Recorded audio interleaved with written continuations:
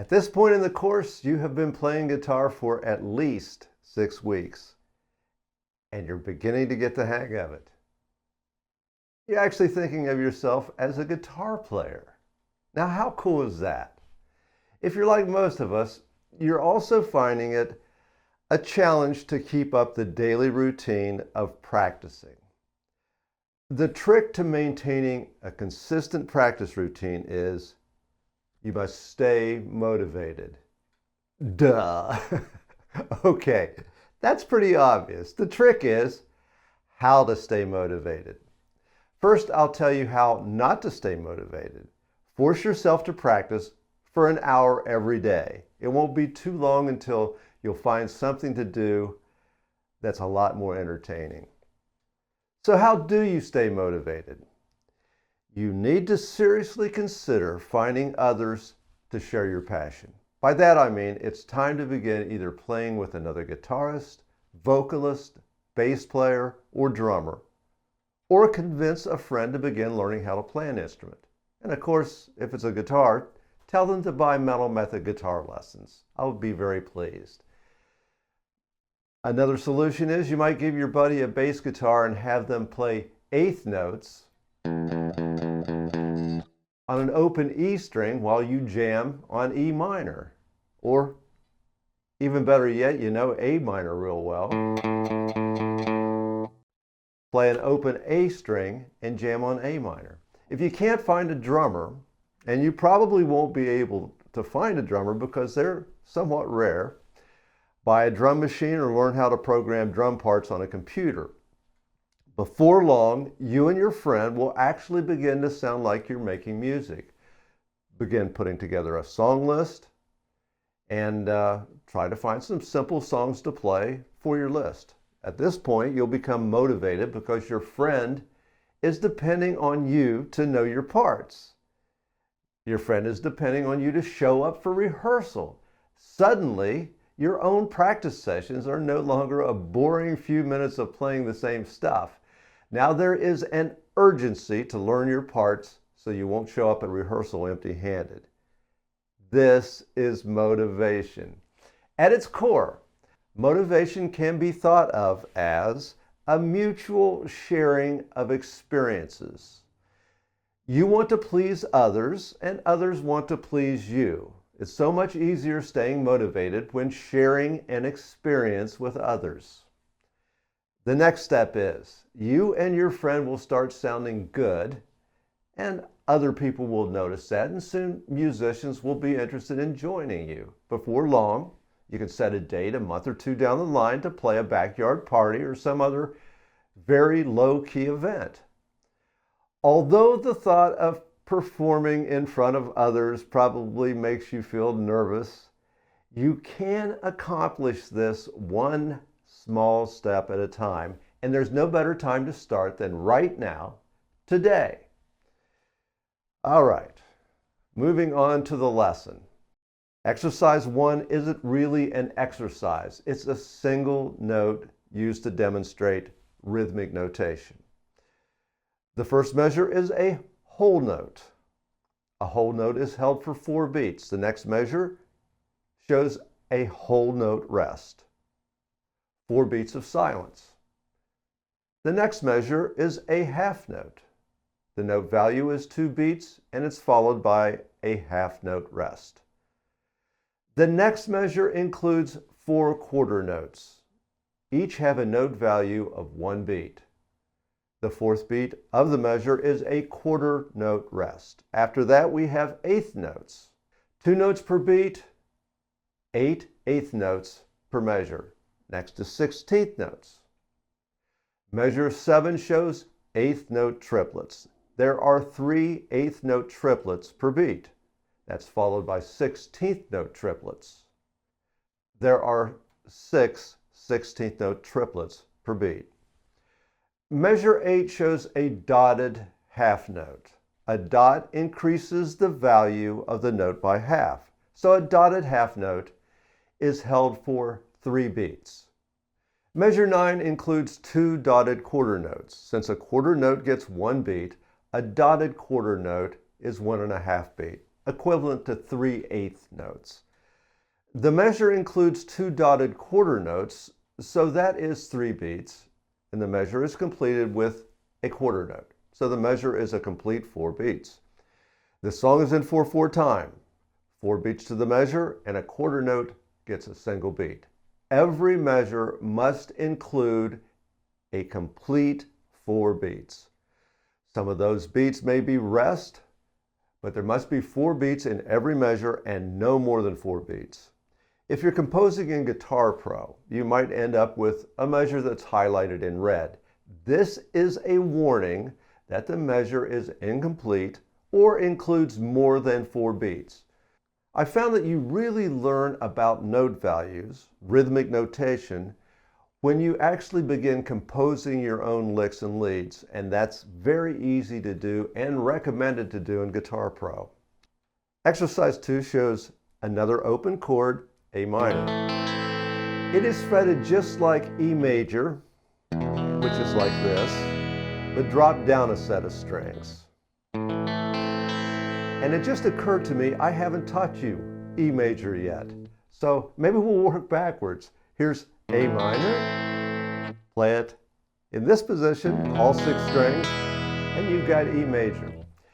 The 5th string is an open A for A minor. You don't play the 6th string. This is an open chord, but you'll learn that it can be placed in front of a 5-string bar and moved up and down the neck to give you another dozen minor chords. So A minor, and then we learn to place the bar here and see how I have the shape in front of the bar. C minor, D minor,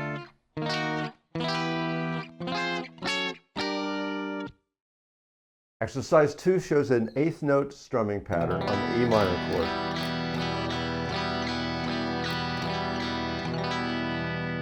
Be sure to allow your pick to glide over the strings like this, and notice that I changed the direction coming back. So I'm exaggerating, but it's something like that, so the pick doesn't get stuck in the strings, and you're able to smoothly glide the pick over the strings. The next thing I want to mention is at the end here,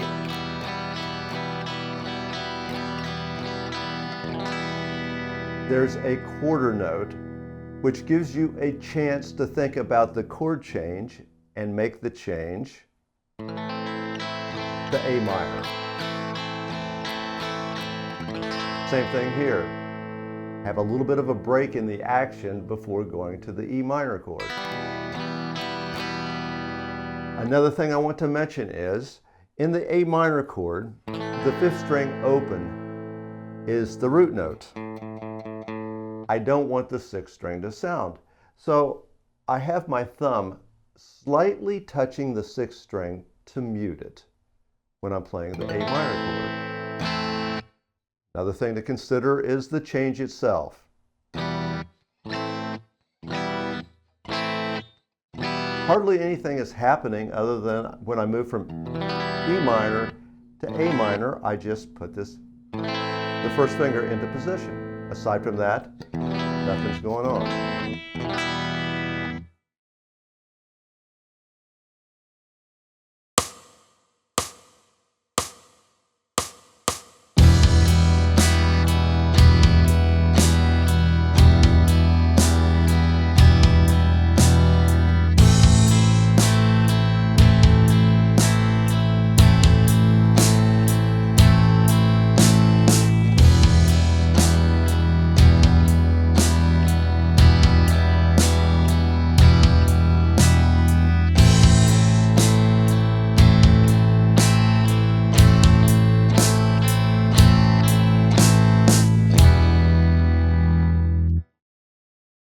Now for exercise 3. The main thing about this one is the rhythm.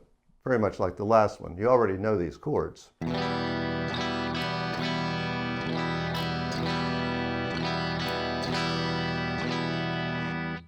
Same thing there. I sustain those last 2 chords with quarter notes, so I have time to change to the C.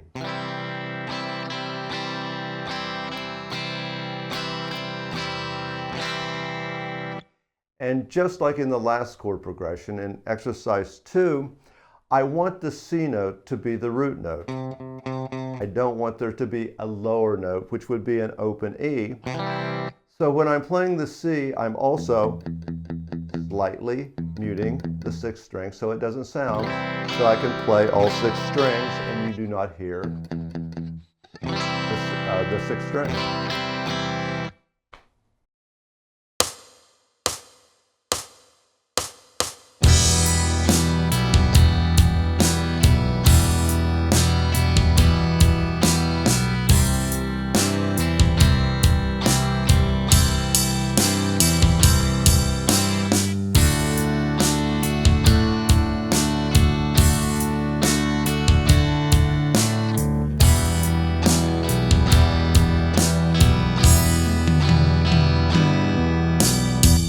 On to exercise 4. I call this one AC/DC thing because it fits somewhat into their genre of music, but their music is typically a little more riff-oriented than this. Here's exercise 4.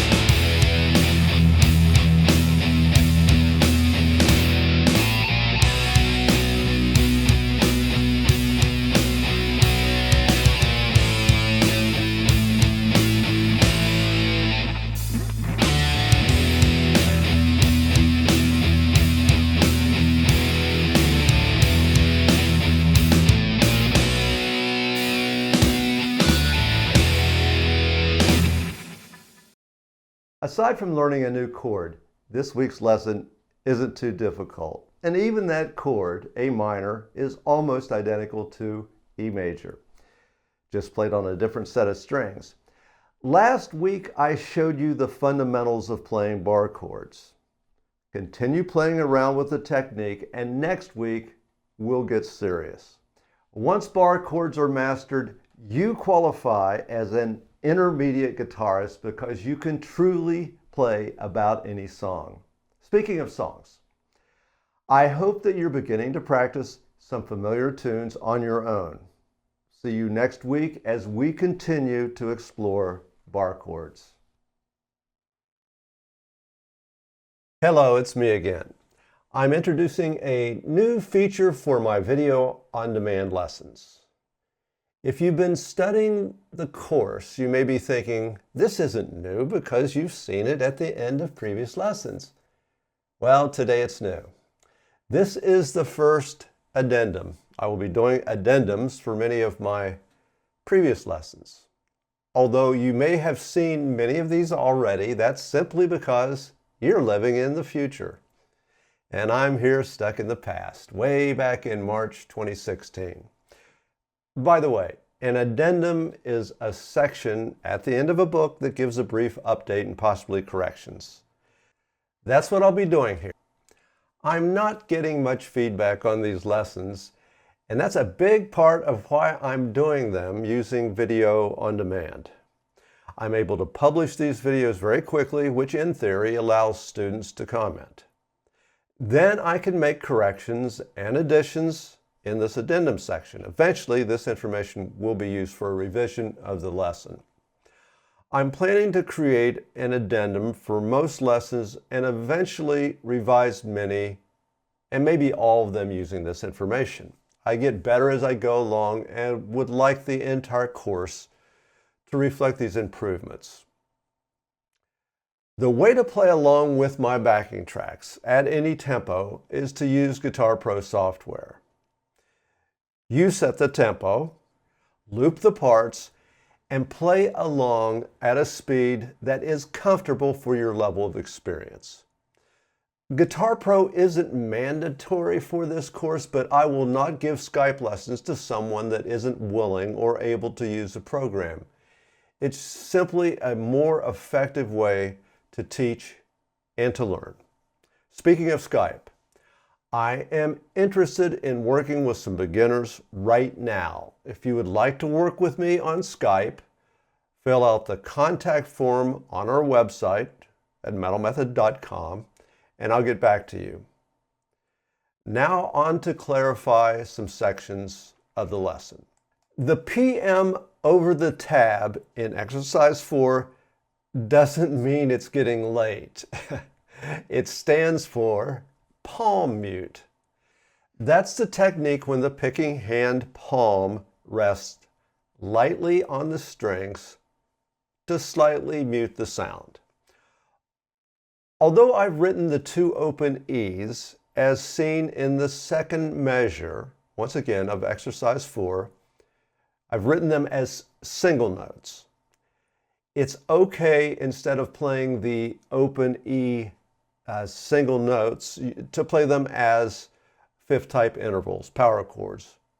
You can do this occasionally as you're playing the song, and you might hear me as I'm playing it slightly slip into this too. But anyway, it's okay to do it occasionally when you're playing the song, or even all the time if you find that easier. Notice in measure 20 that I'm playing both notes at the end of the measure with my first finger. These single notes that are played to transition into the next measure are difficult to play. They are actually too difficult for your level of experience. If you find them too challenging, don't play them and return to this exercise later. Even the open D and A strings, as seen in the third measure of exercise 4, are difficult and not absolutely necessary to play if they're too challenging. Exercise 4 requires a massive amount of distortion and constant palm muting to keep the sound reasonably clean. Notice after the open E's are played with palm muting that my picking hand leaps off of the strings to play the open power chord. That's the end of this lesson. See you next week.